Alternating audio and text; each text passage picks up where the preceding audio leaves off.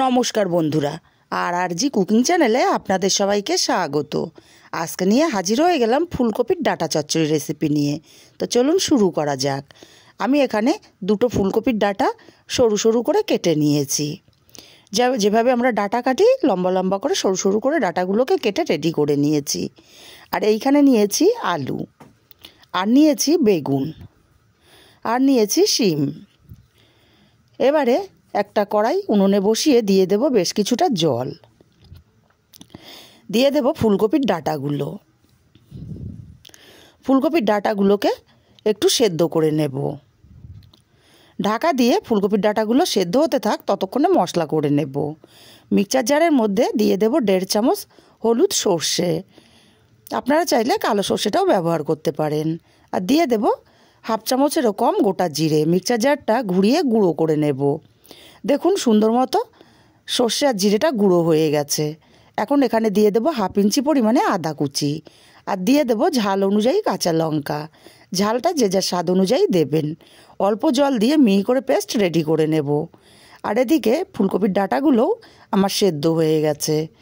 আমি খুব বেশি সেদ্ধ করিনি, 5 মিনিট মতো সেদ্ধ করে নিয়েছি।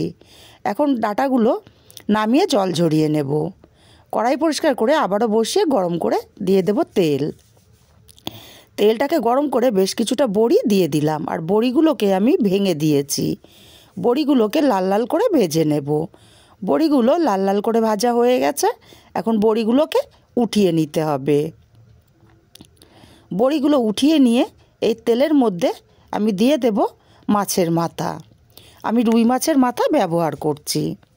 মাছের মাথাগুলোকে দিয়ে উল্টে পাল্টে একটু কড়া করে ভেজে নিতে হবে। আপনারা চাইলে মাছের মাথাটা নাও দিতে পারেন, তবে আমার কাছে ছিল, আর মাছের মাথাটা দিলে টেস্টটা খুবই ভালো আসে। মাছের মাথাগুলো উল্টে পাল্টে বেশ কড়া করে ভেজে নিয়েছি।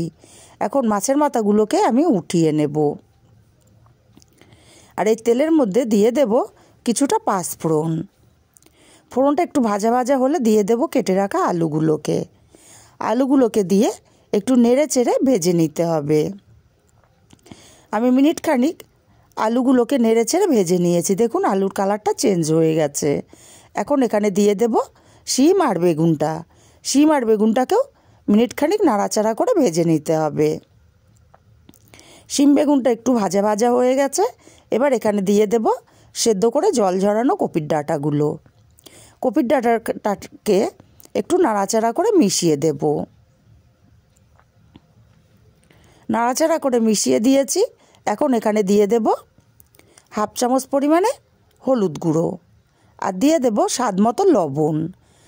ভাজা মাছের মাথাটাও দিয়ে দিলাম, আর দিয়ে দেবো পেস্ট করে রাখা মশলাটা। মশলাটা দিয়ে সবজিগুলোকে কষিয়ে নেব, আর মাছের মাথাগুলোকে ভেঙে দিতে হবে। আমি একটু বড় টুকরো করেই মাছের মাথাগুলোকে ভেঙে দিচ্ছি। মশলার সাথে আমি মিনিট 2 মতো কষিয়ে নেব। মিনিট 2-3 সময় নিয়ে আমি সব সবজিটা কষিয়ে নিয়েছি। এখন এখানে দিয়ে দেব অল্প পরিমাণে জল। আমি একটুখানি জল দিয়ে নাড়াচাড়া করে নিয়ে আমার এখানে আরেকটু জল লাগবে, আমি আরেকটু জল এখানে দিয়ে দেব। জলটাকে দিয়ে ভালো করে নাড়াচাড়া করে মিশিয়ে দেব। মিশিয়ে দিয়ে এখানে দিয়ে দেব 1 চামচ চিনি, আর দিয়ে দেবো ভেজে রাখা বড়িগুলো। নাড়াচাড়া করে ভালো করে মিশিয়ে আমি ঢাকা দিয়ে রান্না করব 5 মিনিট। এইভাবে ফুলকপির ডাঁটা রান্না করলে স্বাদ হয় অসাধারণ।